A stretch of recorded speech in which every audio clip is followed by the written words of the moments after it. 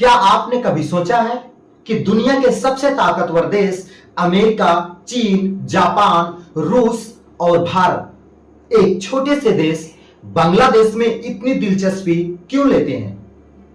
अगर मैं आपसे कहूं कि आने वाले समय में दक्षिण एशिया की सबसे बड़ी भू राजनीतिक लड़ाई किसी बड़े देश पर नहीं बल्कि बांग्लादेश को लेकर के हो सकती है, तो शायद आपको यकीन ना हो। लेकिन जब आप पूरी कहानी जानेंगे तो आप समझ जाएंगे कि आखिर दुनिया की नजर इस छोटे से देश पर क्यों टिकी हुई है। नमस्कार दोस्तों, मैं हूं शिव भगवान और आप देख रहे हैं अपना YouTube चैनल आजाद मंच।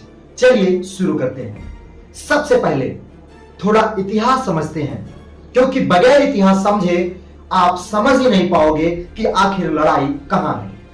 दोस्तों, बात करते हैं 1947 की, जब भारत आजाद हुआ था और उसके साथ ही बंटवारा भी हो गया था, क्योंकि अंग्रेज जाते जाते भारत के दो हिस्से करके चले गए थे, भारत और पाकिस्तान। भारत तो एक था, लेकिन पाकिस्तान उस समय दो हिस्सों में बटा हुआ था, पूर्वी पाकिस्तान और पश्चिमी पाकिस्तान। पूर्वी पाकिस्तान का वो हिस्सा जो आज बांग्लादेश के नाम से जाना जाता है, और पश्चिमी पाकिस्तान तो आज पाकिस्तान के रूप में ही है।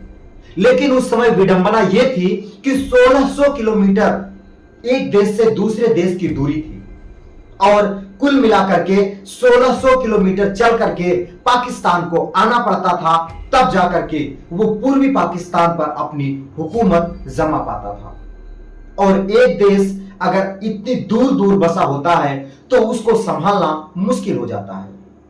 बांग्लादेश के लोगों का कहना था कि जो पाकिस्तान था वो उसके ऊपर अपनी हुकूमत जमाने लगता है और उसे मानो गुलामों की तरह रखने लगता है। पाकिस्तान के जो लोग थे वो पूर्वी पाकिस्तान को सताने का काम करने लगते हैं और उन्हें परेशान करने लगते हैं, और ऐसे में परेशान होकर के जो पूर्वी पाकिस्तान के लोग थे वो भारत की तरफ भागते हैं और अपनी मदद के लिए। फिर आता है 1971। भारत ने बांग्लादेश के साथ खड़े होकर के पाकिस्तान से युद्ध करता है और पाकिस्तान को धूल चटा देता है, और जब पाकिस्तान हार जाता है तो भारत उसी पूर्वी पाकिस्तान को एक नया नाम देता है, बांग्लादेश। इसके बाद कई देशों ने बांग्लादेश का नाम सुनते ही बांग्लादेश का नाम आ जाता है और वर्ल्ड मैप में उसका भी नाम गिना जाने लगता है। लेकिन उस समय बांग्लादेश की जो जीडीपी थी वो बहुत ही डाउन थी, उसकी जीडीपी ना के बराबर थी और हर कोई उसकी मदद करना चाह रहा था, क्योंकि बांग्लादेश एक ऐसा देश है जो बंगाल की खाड़ी में बसा हुआ है और वहां से हिंद महासागर की तरफ जाने का जो रास्ता है वो खुल करके सामने आता है। और हर देश की जो निगाह थी वो इसी पर थी कि अगर बांग्लादेश की मदद करेंगे तो बांग्लादेश के रास्ते हम हिंद महासागर पर अपनी पकड़ बना सकते हैं। बस इसी वजह से हर कोई बांग्लादेश की मदद करने के लिए आगे आ जाता। इसके बाद कई देशों ने बांग्लादेश के साथ अपने रिश्ते मजबूत करने शुरू किए।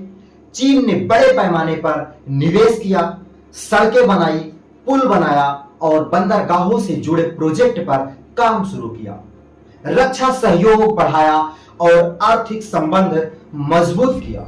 उधर जापान ने भी बांग्लादेश के इंफ्रास्ट्रक्चर में निवेश बढ़ाया, खासकर बंदरगाह और औद्योगिक परियोजनाओं में भी बढ़ चढ़ करके हिस्सा लिया।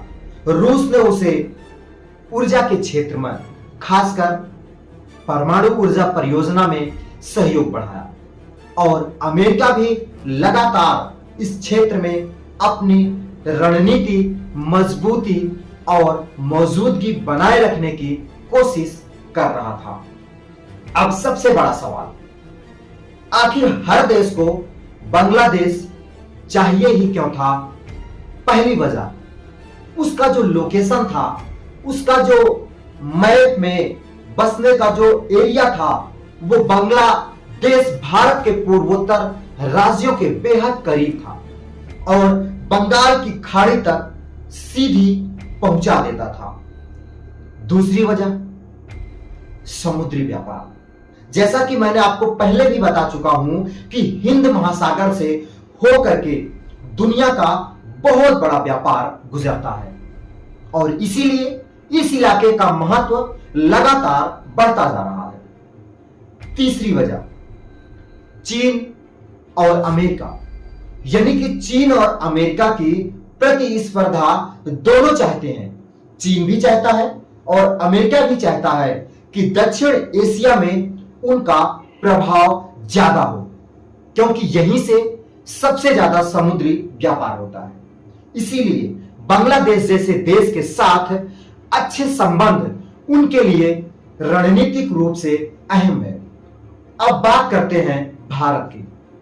भारत के लिए बांग्लादेश सिर्फ पड़ोसी देश नहीं है, बल्कि दोनों देशों के बीच हजारों किलोमीटर लंबी सीमा भी है। व्यापार, सुरक्षा, कनेक्टिविटी, सीमा प्रबंधन और पूर्वोत्तर भारत की स्थिरता, इन सभी मामलों में बांग्लादेश की भूमिका बेहद महत्वपूर्ण है। अगर बांग्लादेश में राजनीतिक या सुरक्षा से जुड़ी कोई बड़ी अस्थिरता होती है तो उसका असर भारत पर भी पड़ता था। यही वजह है कि भारत चाहता है कि दोनों देशों के रिश्ते मजबूत हों और क्षेत्र में स्थिरता बनी रहे। दोस्तों, आज की दुनिया में लड़ाइयां सिर्फ हथियारों से नहीं होती, बल्कि बंदरगाहों, व्यापारिक रास्तों, निवेश और रणनीतिक साझेदारियों से भी लड़ी जाती है। और बांग्लादेश इसी नई भू राजनीतिक तस्वीर का एक बेहद महत्वपूर्ण हिस्सा बन चुका है, क्योंकि पूरी दुनिया की नजर आज बांग्लादेश में अपने सैन्य अड्डे, अपना बंदरगाह, इंफ्रास्ट्रक्चर सब कुछ बनाने की सोच रहा है।